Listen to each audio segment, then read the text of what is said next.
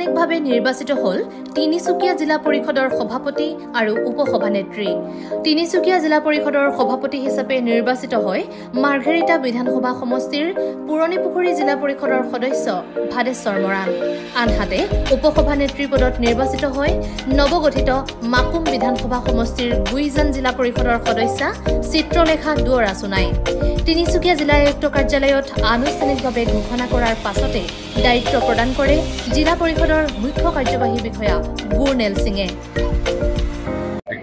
আজিৰ দিনটোতো আমাৰ কাৰণে এটা ভাল লগা দিন আৰু তিনিচুকীয়া জিলা পৰিষদৰ এই গুৰু দায়িত্বটো আমাৰ অৰ্পণ কৰা হৈছে আৰু ভাৰতীয় জনতা পাৰ্টি আমাৰ নেতৃত্বই এইখিনি আমাৰ ওপৰত ভৰসা ৰাখিছে।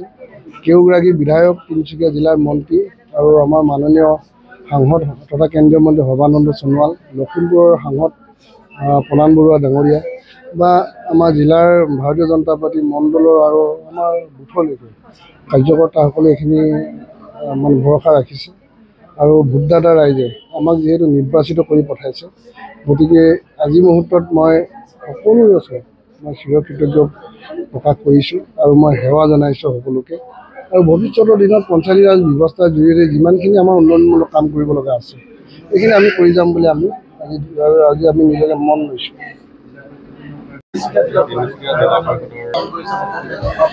প্ৰথমে মই মোৰ ফালৰ পৰা ভাৰতীয় জনতা পাৰ্টীৰ ৰাজ্যিক সভাপতি দিলীপ শইকীয়া ডাঙৰীয়া তথা অসমৰ মুখ্যমন্ত্ৰী হিমন্ত বিশ্ব শৰ্মা ডাঙৰীয়ালৈ অশেষ ধন্যবাদ জ্ঞাপন কৰিছোঁ। তাৰ লগতে মোৰ তিনিচুকীয়া জিলাৰ সভাপতি কুশকান্ত বৰা ডাঙৰীয়াকে প্ৰমুখ কৰি জিলাৰ সকলো কাৰ্যকৰ্তা আৰু ৰাজ্যিক সমিতিৰ উপসভাপতি পুলক গোহাঁই ডাঙৰীয়া, সাধাৰণ সম্পাদক আমাৰ ঋতুপৰ্ণ বৰুৱা ডাঙৰীয়া, লক্ষ্য কোঁৱৰ ডাঙৰীয়া আৰু মোৰ অতি শ্ৰদ্ধাৰ ডিব্ৰুগড় লোকসভা সমষ্টিৰ সন্মানীয় সাংসদ শ্ৰদ্ধাৰ সৰ্বানন্দ সোণোৱাল ডাঙৰীয়াক মই অশেষ ধন্যবাদ জ্ঞাপন কৰিছোঁ এই সময়ত।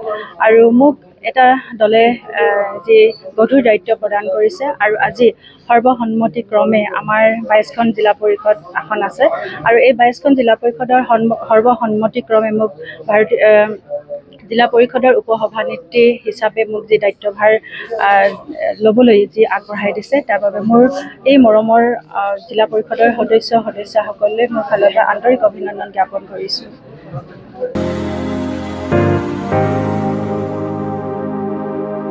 Bureau report B+NE।